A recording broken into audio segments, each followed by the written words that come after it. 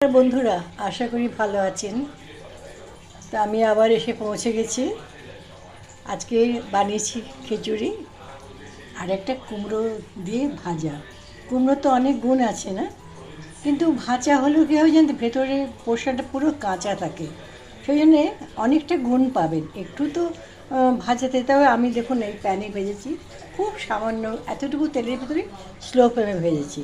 শুধু খুব একটা শরীরের জন্য ক্ষতি হবে না, বরং মুখরোচক। অন্য কোনো তরকারি বানায়নি যাতে আর ওইটুকু তেলও আমাদের না যায়। তো খিচুড়িটা যেমন স্বাভাবিকভাবে করি, হ্যাঁ সেভাবে করেছি। একটু পায়েস করার ইচ্ছা ছিল, কিন্তু পায়েসটা শেষ পর্যন্ত করতে পারিনি। দই আছে। তো খিচুড়িতে ওই মানে আগে মশলাটা করে নিয়েছি, যেমন হচ্ছে জিরে, আদা, টমেটো, হলুদ, নুন আর লঙ্কার গুঁড়ো, হ্যাঁ সব দিয়ে একসাথে মিক্সারে ওটাকে পিষে নিই। তাতে কী হয়, টেস্টটা খুব ভালো হয়ে যায়। আর আজকে নারকেল নেই, নারকেল থাকলে আরও ভালো হতো। তো এইবার মশলাটা পেশার পরে কী করলাম, ভালো গোবিন্দভোগ চাল আগেই ভিজিয়ে রেখেছিলাম, আর মুগ ডালটা আগেই ভেজে রেখেছিলাম। আমি যখনই মুগ ডালের কিছু করি না, আগে থেকে ভেজে রাখি, নাহলে কি ওটাকে সিমে ভাজতে হয় তো সময় লাগে।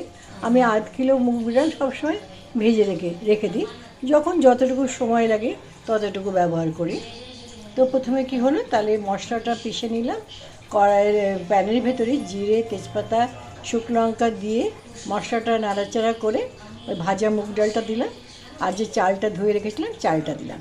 এবার এতে নাড়াচাড়া করে এই যে 4টে কাঁচা লঙ্কা দিয়েছি, কিন্তু তুলে রেখেছি।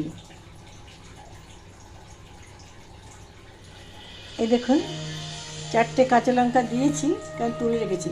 তো অনেকেই কী করে ঝাল খেতে পারে না, যারা পারেন তাদের পাতে একটা করে দেব। এটা তো হয়ে গেল। দিয়ে খিচুড়িটা আন্দাজ মতো মানে নাড়াচাড়া যখন হয়ে গেল, তো আন্দাজ মতো জল দেবো, কিন্তু জলটা আগে গরম জল দিই, তাহলে খিচুড়ির টেস্ট খুব ভালো হয়। আর তো সব দেওয়াই আছে মশলা, এবার শুধু দেশি ঘিটা দেবো। এবার আসি ভাজায় আসি। হ্যাঁ, এবার কি কুমড়োটা পাতলা করে করে কেটে নিয়েছি, দিয়ে একটু নুন দিয়ে এটাকে মাখিয়ে রেখেছি। এবার একটা বেসনের, এই দেখুন কালো জিরে দিয়ে ঘোল বানিয়েছি, দিয়ে প্রত্যেকটা কুমড়োকে এর মধ্যে ভিজিয়ে রেখেছি। ভিজিয়ে মানে রাখার পরে এটা এই তাওয়ার ভেতরে করে স্লো ফ্লেমে, অল্প তেল তো এই যে একটু স্লো ফ্লেম রেখে আস্তে, সময় লেগেছে একটু অনেকটাই, তো এইভাবে ভেজেছি। তাহলে আজকের মেনুতে হচ্ছে খিচুড়ি। এটা আমি কুমড়ো ভাজাই বলবো, কারণ কুমড়ি শুনতে কতটা ভালো লাগে না।